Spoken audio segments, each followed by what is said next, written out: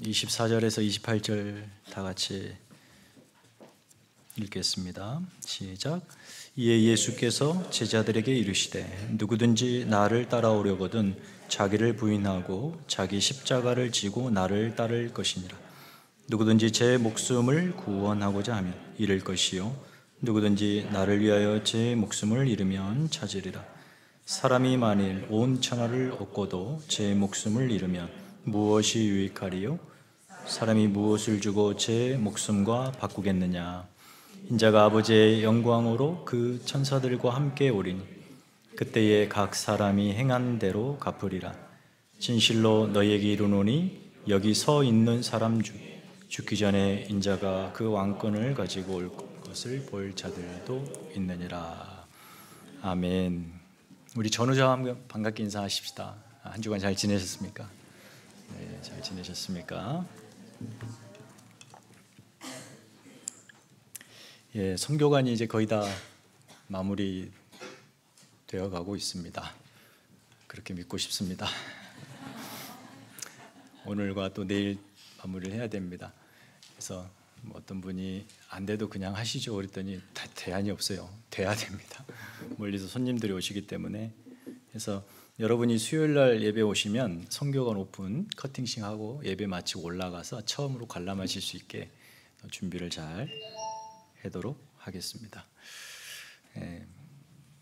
우리가 마태복음 16장을 이렇게 오늘까지 3주째 보고 있습니다.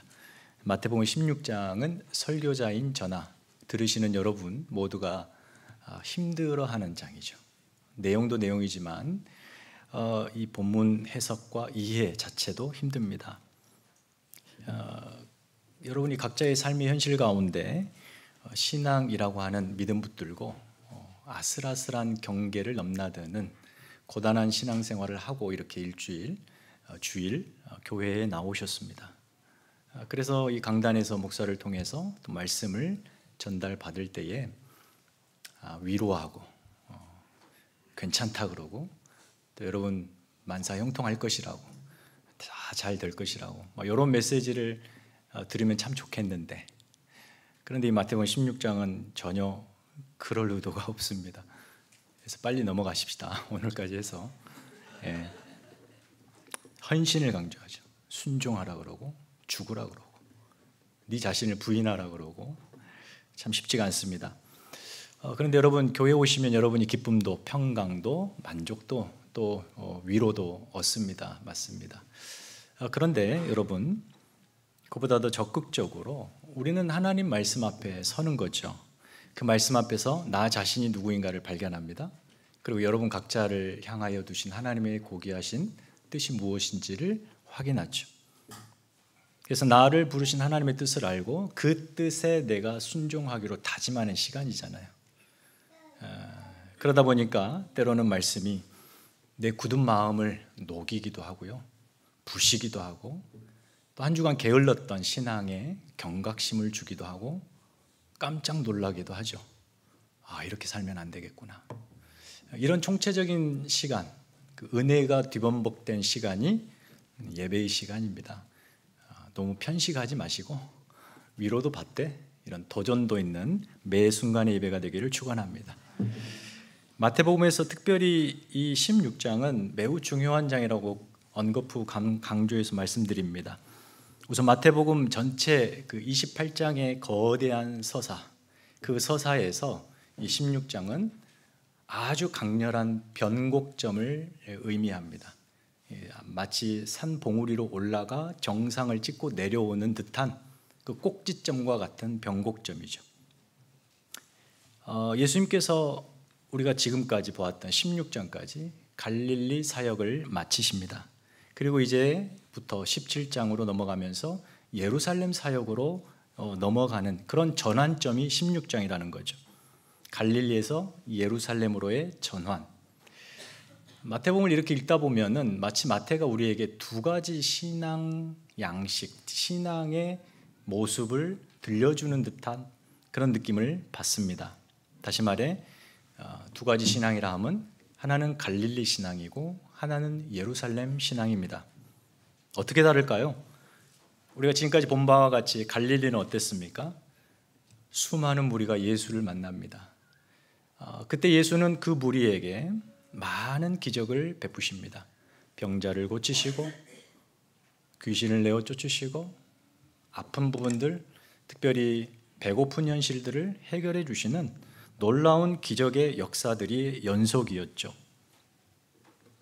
그러니까 갈릴리에서 예수는 삶의 문제를 해결해 주고 삶의 필요를 채워주는 그분입니다. 그러나 여러분, 예수님은 그렇게 인간의 먹고 사는 문제를 해결해 주시고 필요를 공급해 주시려고 오신 것은 아닙니다. 보다 더 훨씬 크고 위대한 주님이 오신 목적이 있습니다. 하나님의 아버지의 뜻을 이루고 그분의 나라를 이루시는 거예요. 하나님 나라 완성이죠. 여러분 생애에 하나님 나라, 하나님의 통치, 그의 영광이 충만해지기 위해서 그 일을 하시는 겁니다. 그 일을 위해서 예수님은 반드시 예루살렘으로 가셔야 해요. 갈릴리 사역으로는 그 일을 이룰 수가 없어요. 예루살렘은 하나님의 뜻을 완성하는 자리입니다. 여러분, 한 가지 재미난 특징이 뭐냐면 갈릴리에서는 이와 같은 정말 깜짝 놀랄 만한 기적들의 연속이었지만 17장부터 보시면 기적이 거의 등장하지 않습니다. 왜 그렇죠? 가장 위대한 기적, 무엇과도 비교할 수 없는 가장 위대한 기적, 죽음에서 부활하신 그 부활을 향하여 전진하고 있기 때문이에요. 부활이야말로 그 어떤 기적과도 견줄 수 없는 최고의 기적이잖아요. 이 최고의 기적을 당신 혼자 맛보시려고 하지 않고 그 일을 이루실 것이고 그 여정을 제자들에게 따라오라 그럽니다. 그거 확인시켜 주시려고. 그러니 제자들은 반드시 주님 따라 예루살렘을 가야 합니다. 여러분, 한 인생이 신앙생활이라고 하는 것을 겪으시면서 이 변곡점이 있기 마련이에요. 갈릴리 신앙에서 예루살렘 신앙으로 넘어가야 되는데 이게 사실 만만치가 않습니다. 예루살렘은 말씀드린 바와 같이 하나님의 영광의 완성의 자리죠. 거기까지 가는 길은 순종을 필요로 합니다. 그게 어려운 거예요. 여러분 어떻습니까? 대부분의 신앙인들은 갈릴리에 머물고 싶어 해요. 왜죠? 자신이 원하는 소원을 이루고 그 일을 이루기 위한 예수를 든든한 자신의 인생의 뒷배경으로 삼고 싶어서죠. 예수를 이용해서 자신의 소원을 이루려고 하고, 사실 그 갈릴리 생활은 먹고 사는 문제의 급한 현실입니다. 바로 거기에서 그렇게 먹고 사는 문제를 해결받는 게 신앙의 전부라고 생각하는 현실의 자리가 갈릴리예요. 저와 여러분도 사실 예외가 아닙니다. 그러나 여러분, 참된 신앙이라고 하는 것은 예수님이 누구시고 나를 향한 부르심이 무엇이며 나를 어디까지 목적하시는가에 하나님의 그 비전을 아는 것과 그 비전을 경험하는 것을 포함합니다. 사실 그 위대한 여정으로의 초청이 이 마태복음 16장이에요. 우리가 그토록 읽기 어려워하고 소화하기 어려워하는 내용 자체가 사실상 예수님께서 우리 모두에게 이 영광의 자리로 불러들이시는 위대한 초청인 것이죠. 근데 이 변곡점을 넘어가는 데 있어서 우리는 지난 2주에 걸쳐서 2가지 주제를 살폈어요. 반드시 거기를 넘어설 때 여러분이 예수를 누구로 믿느냐를 확실히 해야 합니다. 신앙 고백이죠. 주는 그리스도시 살아계신 하나님의 아들입니다. 당신만이 나의 메시아시요 내 인생과 운명을 책임지실 유일한 분이십니다 라는 명확한 고백을 드리셔야 합니다. 2번째, 지난주 말씀에서 베드로가 했던 것처럼 그런 반석 같은 신앙 고백이 있었다 할지라도 그 고백 안에 어떤 열망을 담느냐가 중요했죠. 자신의 열망, 자신의 소원을 담아드린 고백이 결국 어디까지 가죠? 사탄아, 물러가라, 여기까지 가잖아요. 베드로의 열망이었습니다. 그러나 예수님은 무엇을 교정해 주죠? 너의 열망 말고 나의 열망, 하나님의 열망. 너의 소원 말고 하나님의 비전. 그러니까 올바른 신앙 고백과 함께 거기에 담아야 될 우리의 열망은 하나님의 비전과 하나님 나라여야 된다. 이 두 가지죠. 바로 그래야만 예루살렘 길을 갈 수 있다는 거예요. 오늘 그렇다면 이 마태복음 16장 마지막 단락은 그런 반석 같은 신앙 고백과 올바른 열망을 가지고 이제 궁극적으로 예수를 따르는 문제, 그 이야기입니다. 따라가야 되겠죠. 입술로 신앙 고백하시고 그래, 그 하나님 나라가 내 삶에 이루어지기를 기도하시고 방문을 걸어 잠그면 아무것도 이루어지지 않습니다. 박차고 나와 주님이 오라 하신 그 길을 따라가야 합니다. 그 길을 가야 해요. 그 길입니다. 그 길. 우리는 그 길을 걷는 예수의 제자들이에요.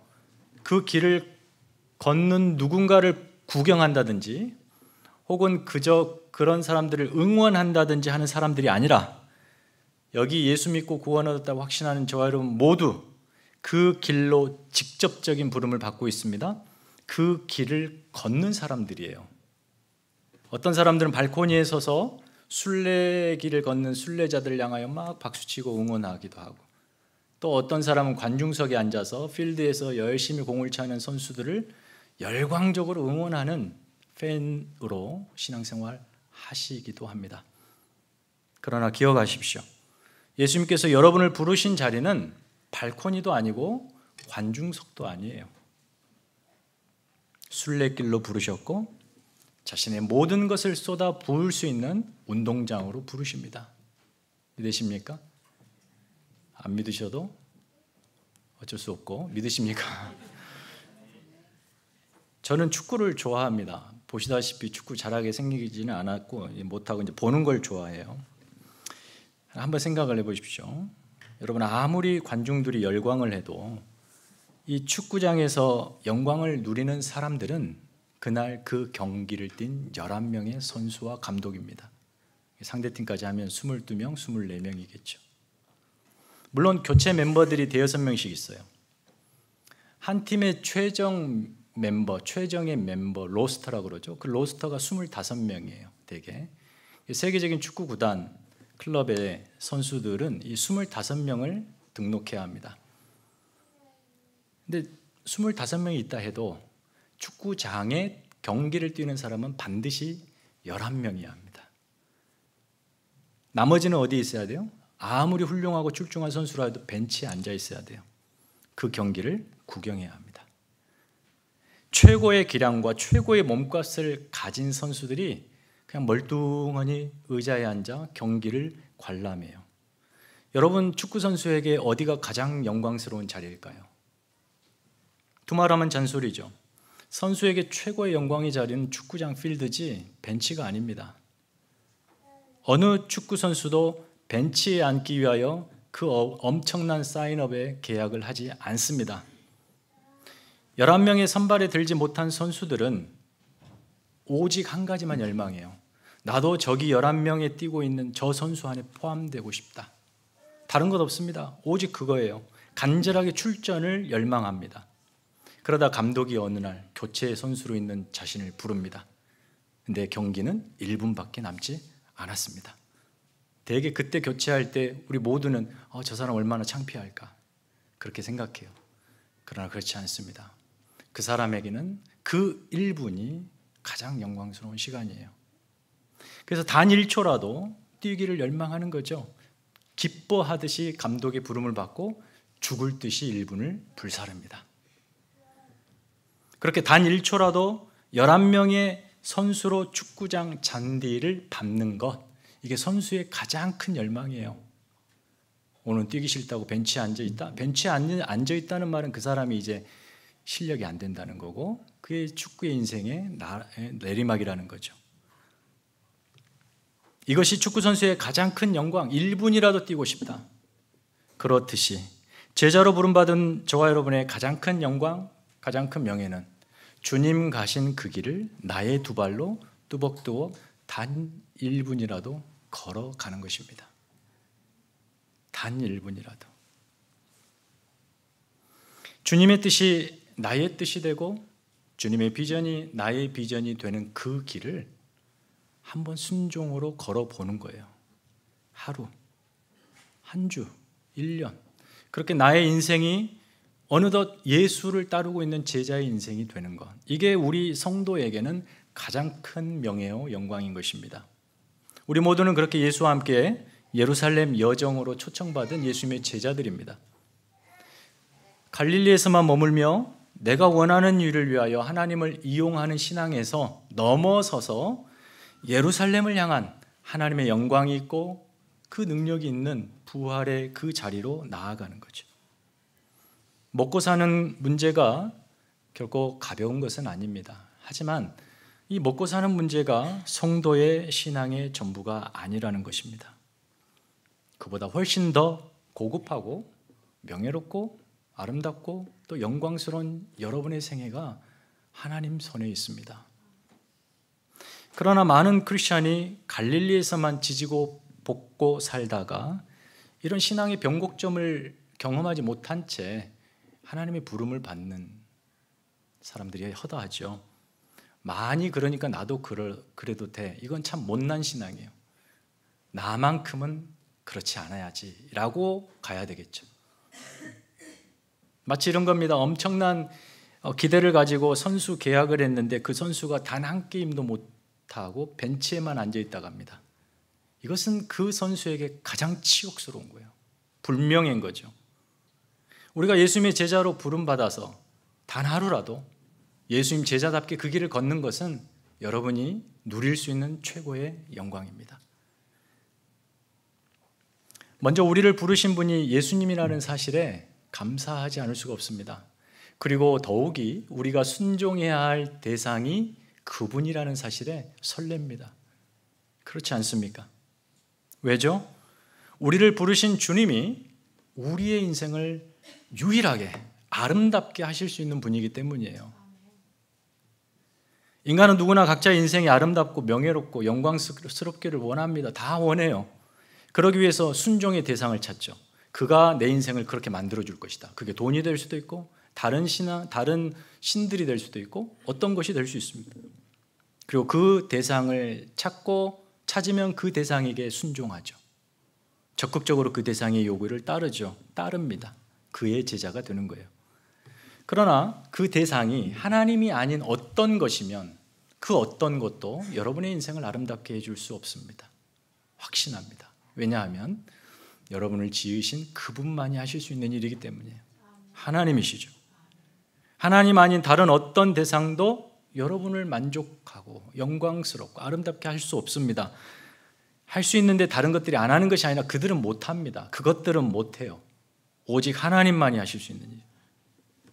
그렇다면 주님 가신 이 예루살렘 길, 그 길이 어떤 길이길래 그토록 영광스러운 길일까요?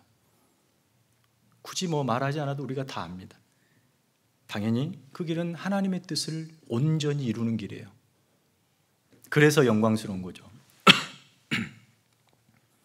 그래서 우리 지난 시간에 하나님의 일이 있고 사람의 일이 있었습니다. 하나님의 일이란 뭐겠습니까?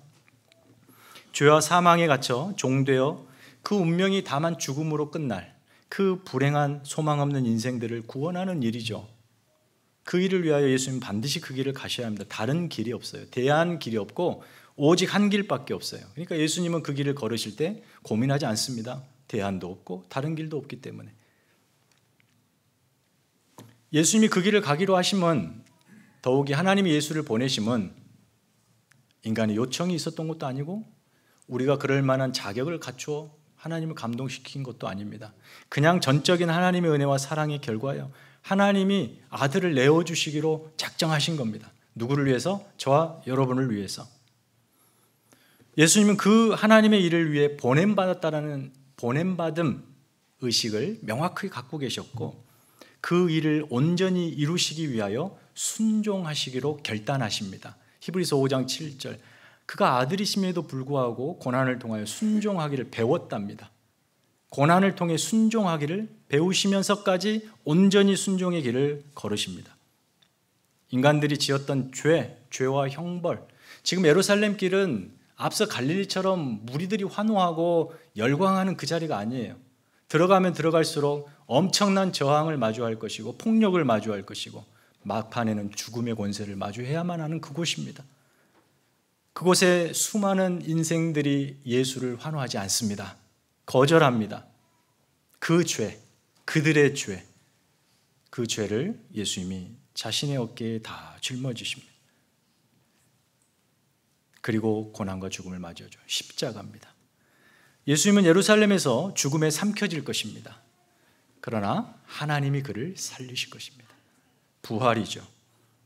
죽음을 통해 영원한 생명을 창조하시는 하나님과 그 하나님의 뜻에 온전히 순종하신 예수 그리스도께서 만들어내시는 위대한 은혜의 역사, 구원, 그 은혜를 저와 여러분이 받은 것입니다.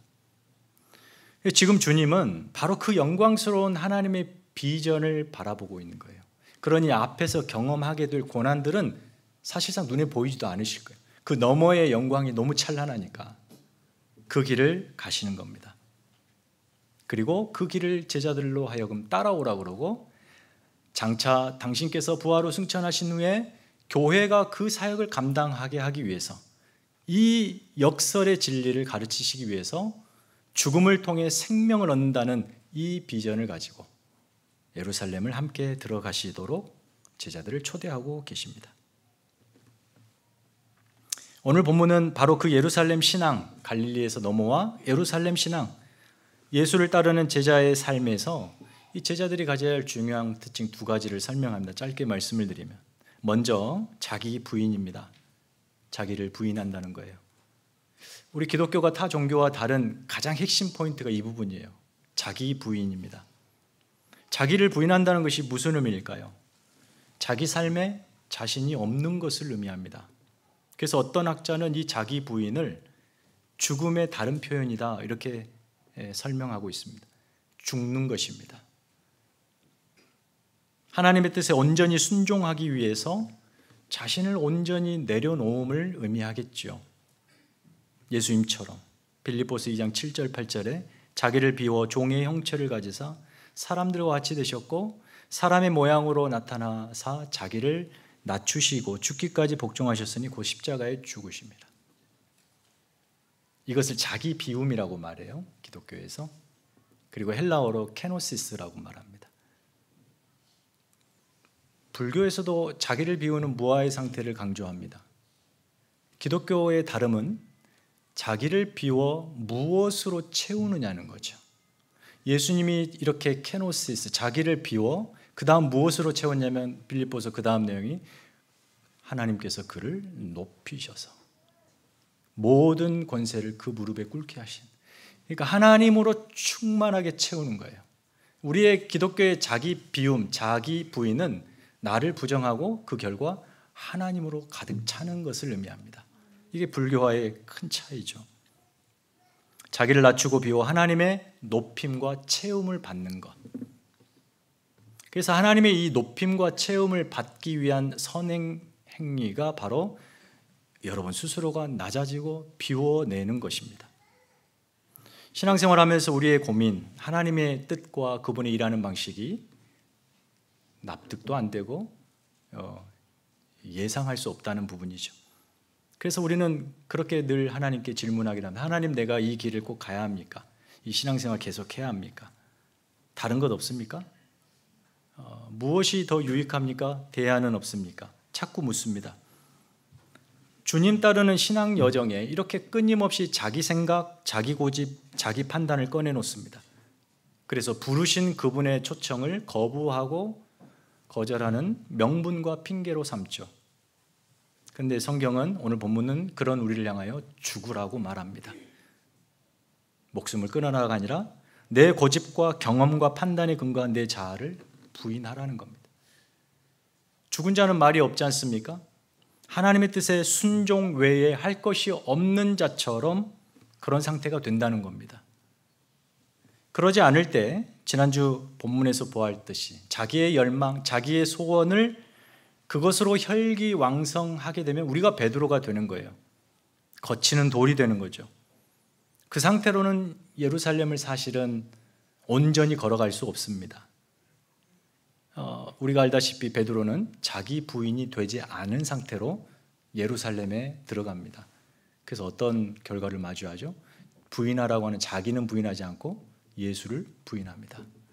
그러나 그도 이 부활이라고 하는 이 주님이 마련하신 가장 큰 기적과 영광을 경험한 후에는 그의 생애는 전혀 달라집니다. 요한복음 21장을 보면 자신을 부인하고 예수님을 부인하고 실패자로 다시 업으로 그물질하는 베드로를 예수님이 찾아오시죠. 그리고 이렇게 말씀하십니다. 네가 젊어서는 스스로 옷도 입고 네가 원하는 것도 갖지만 이제 늙으면 다른 사람이 네 옷을 입혀줄 것이고 다른 사람이 너의 인생을 끌고 갈 것이다.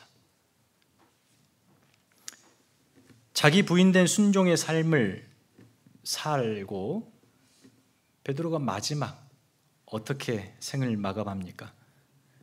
주여 어디로 가십니까?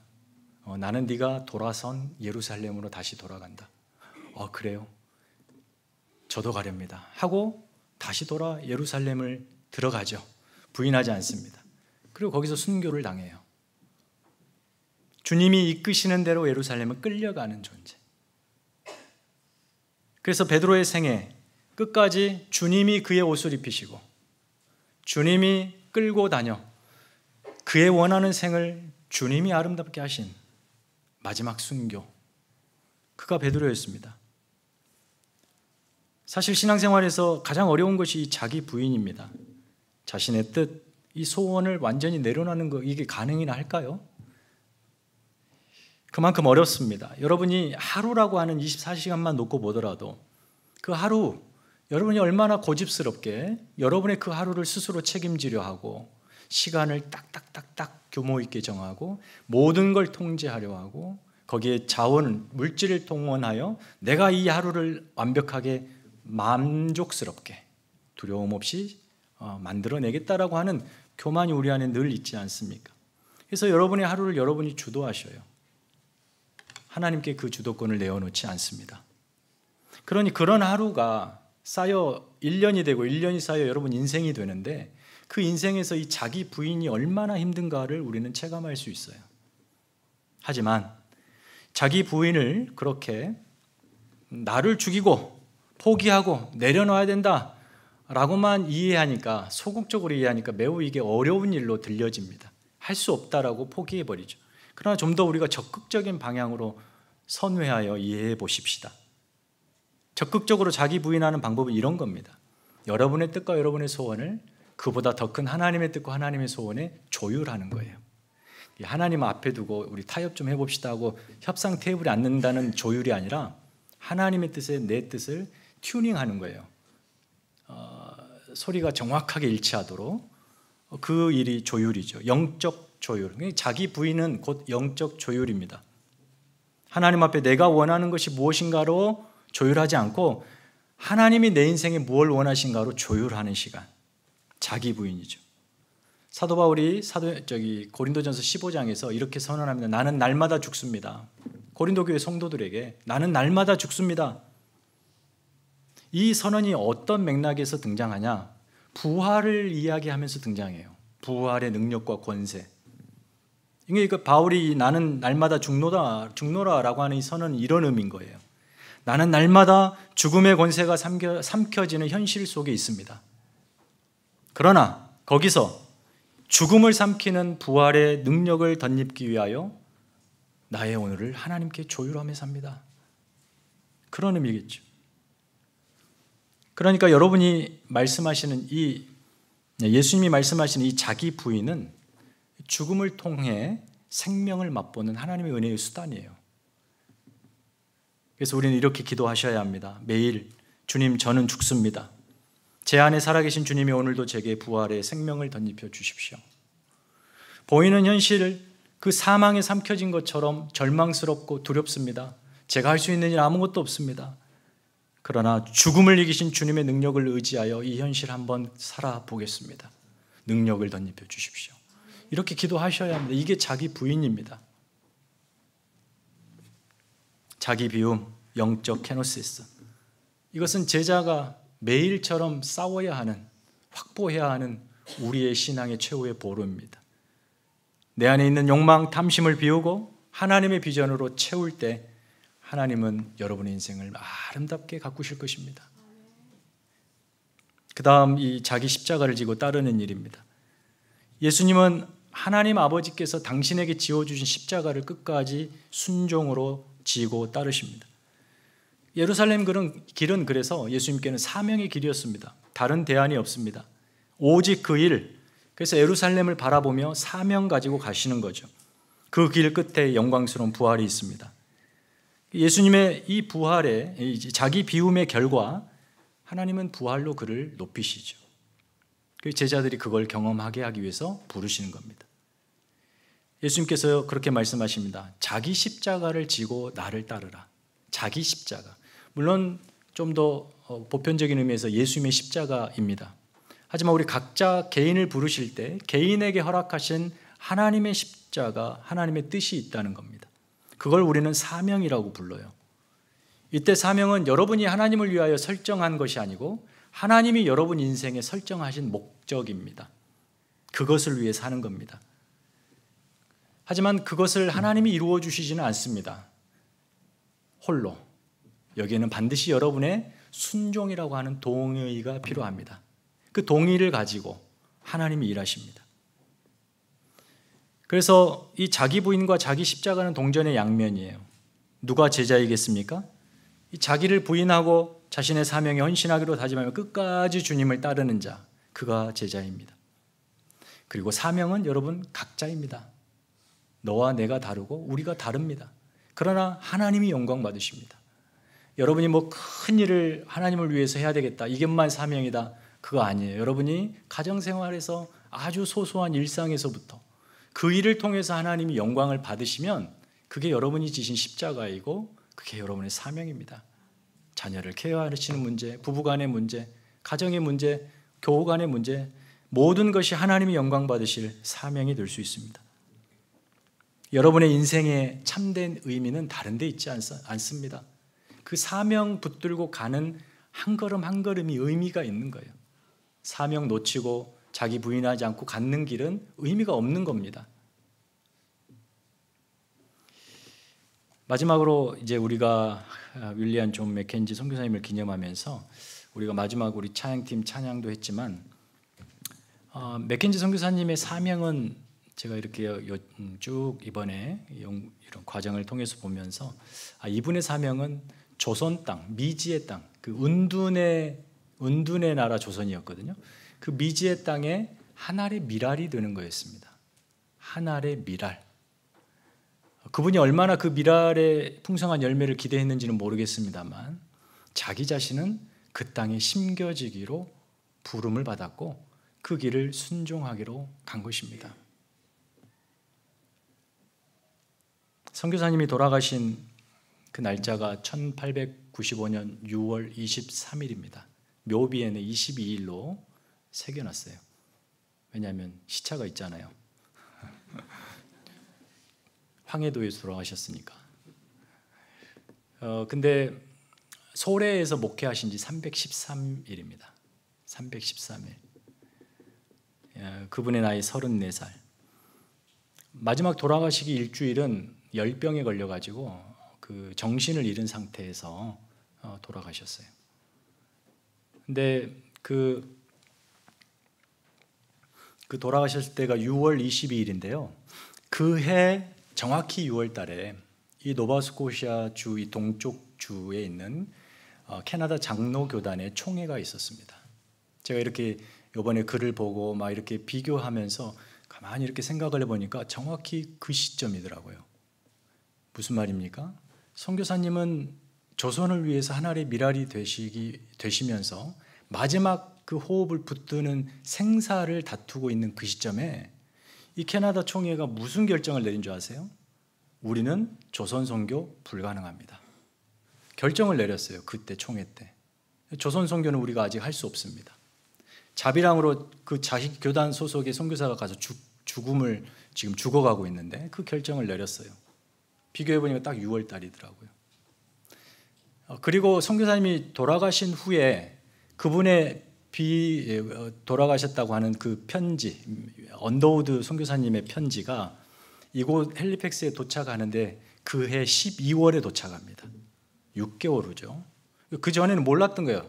돌아가신지도 몰랐던 거예요. 총회는 그렇게 결정을 내렸고 더 이상 조선 선교는 못하고 근데 편지가 온 겁니다.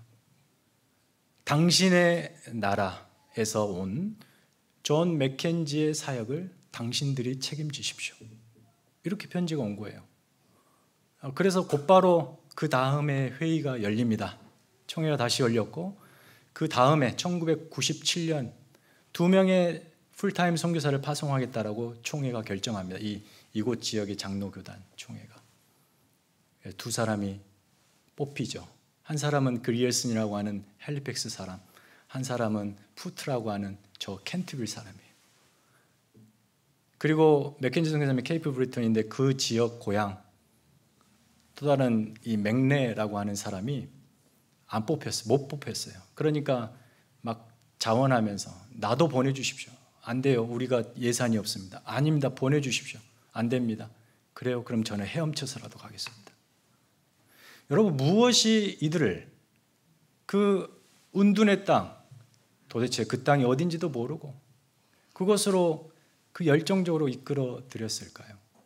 하나의 미랄이 그렇게 썩어 죽어서 없어지고 무효되고 아무런 의미 없이 사라진 것이 아니라 바로 그 다음에 1998년에 이 세 명이 파송받아 조선으로 들어갑니다.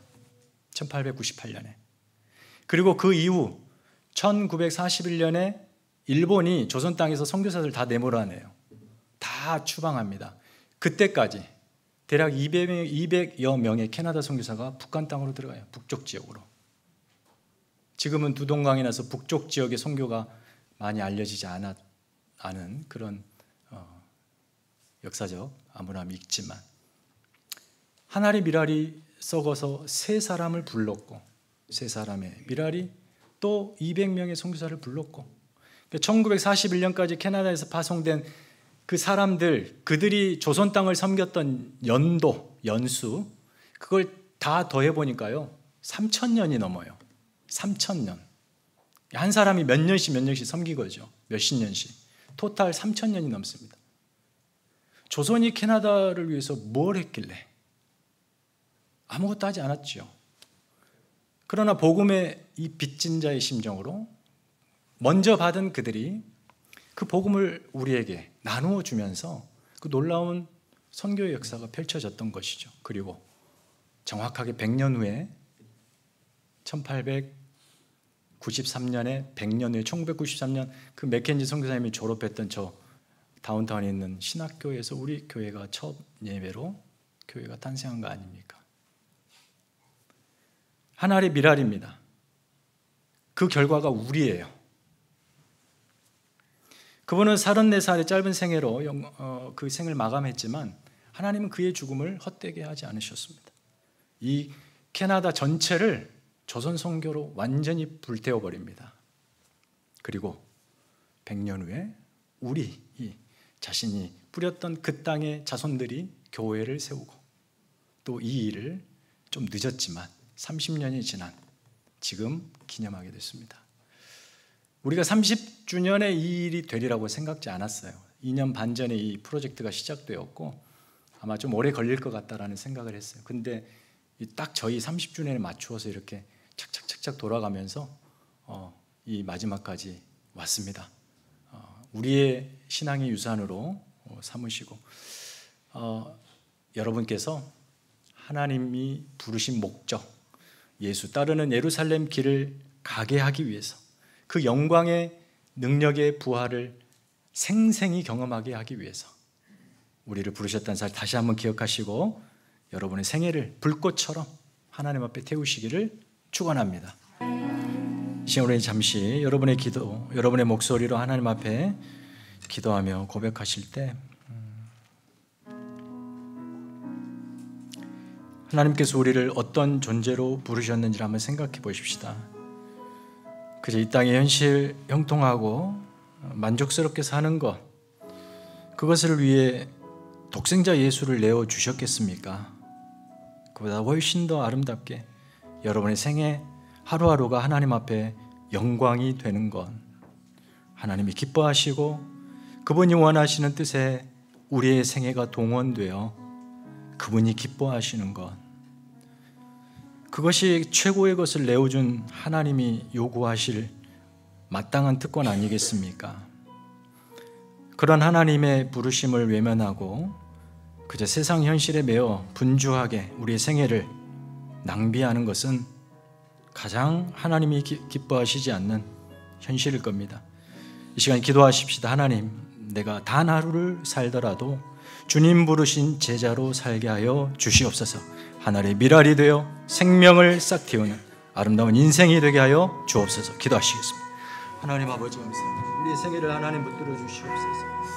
우리가 하나님의 그 영광에 붙들려 있다는 것을 기억하며 하나님, 우리의 생애가 온전히 하나님 앞에 기쁨이 되고 영광이 되고 하나님이 원하시는 그 목적이 온전히 이루어지는 우리의 생애가 되게 하여 주시옵소서.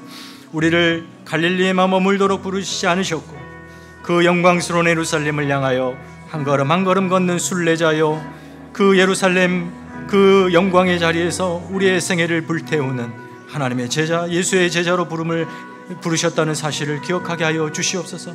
주님이 걸으신 그 길을 뒤따르게 하시옵소서. 순종함으로, 자기를 비움으로, 우리에게 주신 십자가를 지임으로 그렇게 걷는 저희들 되게 하여 주시옵소서. 예루살렘을 향하신 주님을 끝까지 따르는 참된 제자로서 남은 생애를 채우는 우리 모두가 되게 하여 주시옵소서. 거침없이 우리의 생애 하나님과 함께 아름답고 명예롭고 영광스럽게 살아가는 저희들 되게 하여 주시옵소서. 하나님 아버지 감사합니다. 우리를 자녀로 부르시고 제자로 부르시고 성령의 충만한 증인으로 부르셨습니다. 우리의 생애가 무엇을 위하여 동원되어야 하는지를 다시 한번 생각합니다. 내 욕망, 내 뜻, 내 소원이 아니라 하나님의 뜻, 하나님의 비전입니다. 그 길을 위하여 예루살렘 그 영광의 자리로 우리를 부르십니다. 갈릴리에서만 머물고 싶어하는 우리의 고집스러움을 내려놓고 당당하게 이 빌립보 가이사라를 넘어 예루살렘으로 믿음으로 걷는 저희 모두가 되게 하여 주시옵소서. 우리 생애 단 하루라도 주님 앞에 제자답게 순종하며 영광스럽고 아름답게 사는 우리 모두가 되게 하여 주시옵소서. 이제는 우리 구주 예수 그리스도의 은혜와 하나님 아버지의 크고 놀라우신 사랑과 성령님의 교통하심, 그 제자의 삶의 순종으로 자기 비움과 자기 십자가를 지겠노라 다짐하는 사랑하는 성도들의 머리 위에, 가정 위에 이제부터 영원까지 함께 있을지어다. 아멘.